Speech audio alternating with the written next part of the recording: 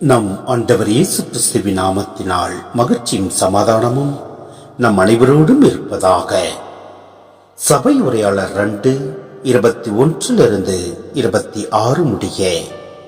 ஏனெனில் நாணத்தோடும் அறிவாற்றலோடும் திறமையோடும் ஒருவர் உழைக்கிறார். உழைத்து சேர்த்த சொத்தை அதற்காக உழைக்காதவருக்கு விட்டு செல்கிறார். அவரது உழைப்பும் வீணே. இது பெரிய அநீதி.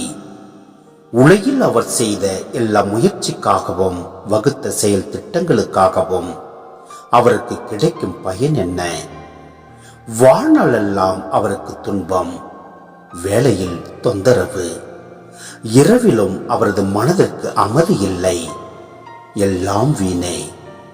உண்பதையும் குடிப்பதையும் தம் உழைப்பால் வரும் இன்பத்தை தூய்ப்பதையும் விட நலமானது மனிதருக்கு வேறொன்றுமில்லை.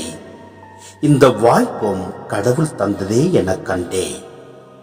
அவரின்றி ஒருவருக்கு எப்படி உணவு கிடைக்கும்? அவரால் எப்படி இன்பம் தூய்க்க இயலும்? கடவுள் தம் விருப்பத்திற்கேற்ப நடப்பவருக்கு நாணத்தையும் அறிவாற்றலையும் மகிழ்ச்சியையும் அளிக்கிறார். பாவம் செய்கிறவருக்கோ செல்வத்தை சேர்த்து வைக்கும் வேலையை கொடுக்கிறார். ஆனால் அச்செல்வம் தம் விருப்பத்திற்கேற்ப நடப்பவருக்கு விட்டு செல்வதற்கே. இதுவும் வீணே. காற்று பிடிக்க முயல்வதற்கு ஒப்பாகும்.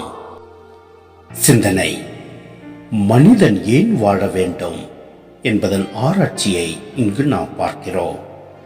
ஆம், வரும்போது நாம் எதையும் கொண்டு வரவில்லை. போகும்போதும் நாம் எதையும் கொண்டு போகப் போவதில்லை. இவ்வுலகில் நாம் எதையும் நிரந்தரமாக அனுபவிக்கப் போவதில்லை. நாம் எதிர்காலத்தை பற்றி கவலைப்படுகிறோம். நம் வாழ்வில் முன்னேற ஏதாவது ஒரு துறையை நோக்கி அழிந்து கொண்டுதான் இருப்போம். நிலையானதை, நிறைவு தரக்கூடியதை, ஓய்வு தரக்கூடியதை தேடிக்கொண்டுதான் இருப்போம். அவ்வாறு இராமல் நிலையான வாழ்வை தேடிச் செல்வோம்.